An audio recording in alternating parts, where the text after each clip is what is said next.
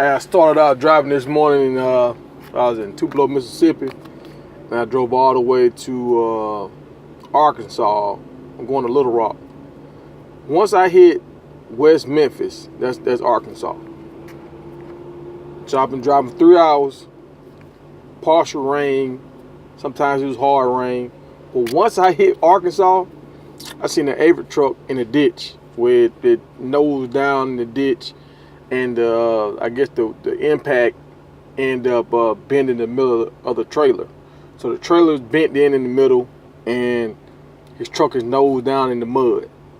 And there's another truck right there. I guess they trying to unload the stuff out of his trailer into the other trailer. All right, I mean, that's time I crossed the line, maybe like 5 miles. Go down a little bit more, I see a car flipped over. Smoke coming out of it. Like it's on his roof. You see all 4 tires and smoke coming out like it's still going. And the smoke was coming out the pipe or whatever, out the exhaust pipe. That's what it looked like. I don't know where the smoke was coming from. Because he was in the curve, so time I went around the curve, you seen the car right there. Like, I was trying to slow down, but it's raining. You try to slow down to help somebody, and you end up getting rear-ended. So I just kept going. All right, so that's number 2. I go down a little farther. I see a guy. He parked on the side of the road, and this is a tip. Some of you guys like parking on the side of the road by the rest areas or truck stops on the ramp. You might get away with that on a day when it's kind of dry and the ground is solid. But I looked at the slope. The slope was already scary. But the guy parked on the slope, and it's wet, so it was a little more give than usual. And it depends on how your freight. If you got your freight is stacked kind of high, it's top heavy, so it could start to tilt over and everything could roll if it's not strapped down or whatever. So you gotta know this kind of stuff.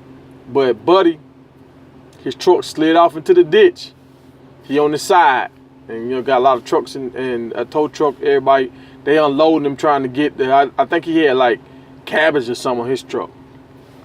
So here we go, going down the road. I see somebody in a I don't know if it's called an RV or whatever, but the real nice fancy ones. And they was pulling like a horse trailer. They went in the median, like in the middle, but they stayed upright, so that was good. Like they just lost control, stayed upright, and so a tow truck should be just pull them out, and they might be able to go. Some of their axles could be messed up, but they might be okay. All right, go down a little farther. I see a big truck. This dude has rolled over and it's in the median, just like the other truck. Well, the RV high went in the median. He went over, but he fell. He flipped over, and you can see all his tires, and half of his cab was like up underwater. So my video is to let you guys know you don't have to be a super truck and try to drive fast in the rain. Cause the only thing you gotta do is hit one puddle or one person slam on brakes in front of you and you trying to stop. It's gonna be bad for everybody. So slow down in the rain, man. And you'd rather get there a little slower, or call dispatch and tell them, hey man, it's raining real bad. Like I got a hurricane warning today. So call, or tornado warning or something. I heard my phone going off, so I didn't check it because I was driving. But when the weather's bad, call your dispatch, pull over, say, hey man, it's too bad right now. I'll start driving another 30 minutes if it slack up.